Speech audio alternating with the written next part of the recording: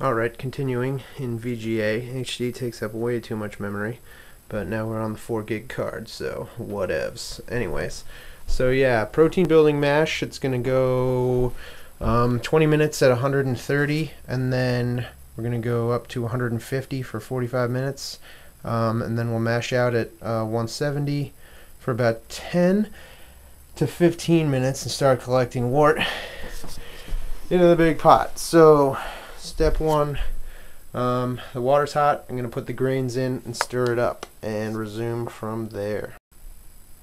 Great, so I think we just about nailed it. Let's look inside here. We've got 10 pounds of grains in there, cooking right around 125. Perfect.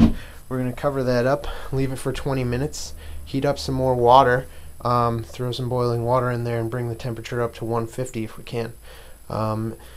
And after about a half hour of that, we will we'll add the rest of the malt, which is 4 more pounds, black patent, chocolate, and dextrin, and that's what's going to give the porter, which I should have mentioned that we were making, its color and smoky, delicious flavor.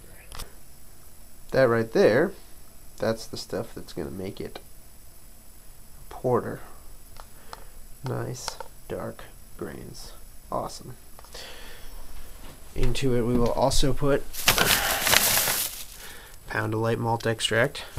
That'll get it higher in alcohol. There's my yeast. Pound of brown sugar. Bam! And our 3 ounces of hops. Pearls and Willamettes. Do I know anything about them? No! Alright, so I've been lazy with the video, but anyway, there's the arm for sparging hooked up to the tank, or the mash tun, and I just finished sparging, so I didn't video any of that, but I'll do it next time. Yeah, that just trickles water out all over it. As you can see, there's just a thin layer of water above the grain bed, and that's very slowly dribbling into. Get that in there too, because everything's safe now, because we're going to boil this in a few minutes, but we probably got about 4 gallons, and we're going to let that go up a little bit further till it almost hits the welds for the handles. That seems to be about 6. Once we've got that, we'll shut it off. We'll let the grains chill in what's left of the water, and then after we're done boiling this, we'll heat up some more water to 170, dump it in there, and do a single stage mash of these allegedly spent grains, and we'll probably get a pretty decent amount of sugar out of them, and then I'll add some dried malt extract to that and make a small beer out of that, probably about 4 gallon. Alright guys, I'll catch up with you when the kettle's on the boil and ready for hops. Alright, we're almost done collecting the wort. Let's see, it's still running pretty nice, very clear as you can tell, and temperatures at about 145, maybe a little under, 42. And in about 2 seconds here, we're going to throw it up here where our hot liquor tank is. Bye, hot liquor tank. Throw it up on the burner and get that guy to a boil. And as soon as we get it to a boil, we can start adding hops and sugar and malt extract. It's going to be great. In the meantime, I think since... Oh, there it goes. It just ran out. So we'll start adding it. We'll put that on to boil now. Right, so the alarm just went off. We got 15 minutes left in the boil. We're going to go ahead and take the top off the kettle. Quick peek in there. Nice rolling boil. Very beautiful. Take the last 3/4 ounce of our, what are these ones called? Willamette hops. 3/4 of an ounce here. Put those in now. Stir it up. Those are the ones you're really going to taste. In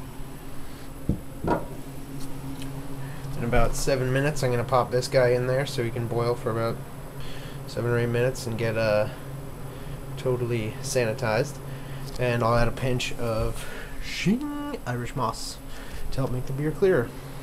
Alright, well, pretty soon I'll figure out something better to do with the hot water I'm making, but here we have the wort chiller in action. Cooling down the wort. I've been on it for about two or 3 minutes, and hopefully it works fast. Seems to be doing pretty good so far. Concept's there. Don't know what the time frame will be like, but we'll let you know. Alright, well, after 5 days in the primary, I've never really seen a beer that looks quite like that. Oh, a little overexposed. Okay, yeah. Lots of Krausen, a very, very thick, creamy layer of yeast on the top of it. I used Saf Ale 05, which is a dry ale yeast that I've been told very good things about. And it looks awesome. It tastes great. Having some from my Clausen pickle jar right now. The stuff that comes through the siphon right in the beginning of the process. So I'm gonna take a few more sips of that sucker, take the gravity, and siphon this bad boy off into my newer nice blue Mexican fermenter. Alright guys, talk to you later.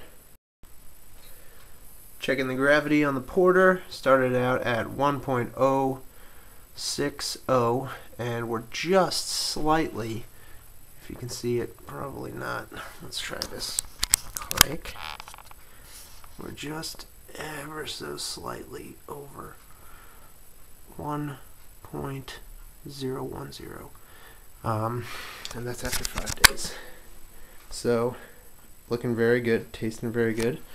I'm probably going to drink the rest of the pickle jar. Yeah, delicious. And I don't know, that should be probably around 7% alcohol.